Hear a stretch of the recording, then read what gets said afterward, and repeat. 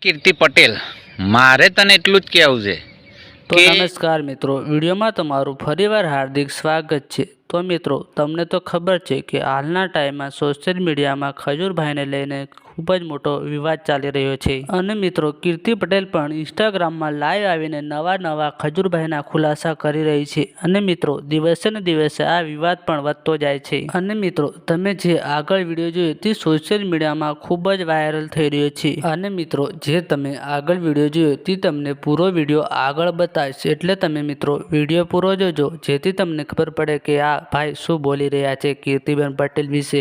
અને વિડીયોની શરૂઆત કરતા પહેલા તમને કહી દઉં કે ચેનલમાં નવા આવ્યા હોય તો ચેનલને સબસ્ક્રાઇબ કરવાનું ભૂલતા નહીં।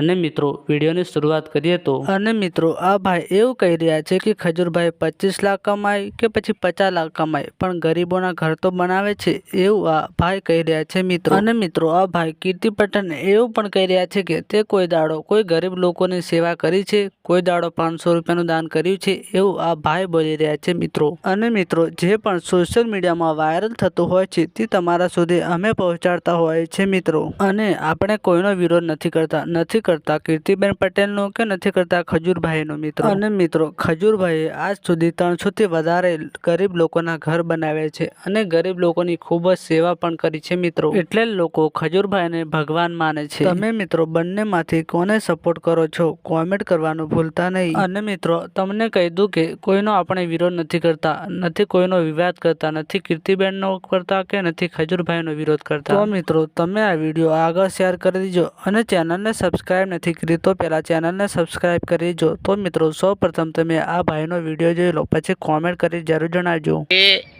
25 લાખ કમાય કે 50 લાખ કમાય પણ ગરીબોના ઘર તો બનાવે છે ને, બરાબર। હાલની તારીખમાં એમને 346 ઘર બનાવ્યા, ખાલી 1 લાખ રૂપિયા ગણીએ ને તો એ ગણ લો કેટલા પૈસા થાય, બરાબર છે। 346 લાખ ખાલી લાખ રૂપિયા લેખે ગણ્યા, બરાબર। એટલા રૂપિયા એમને ગરીબો પર વાપર્યા સમજ।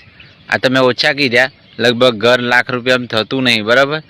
પણ કીર્તિ પટેલ ત્યાં કોઈ દાડો કોઈના પર 500 રૂપિયા કે 100 રૂપિયા વાપર્યા છે?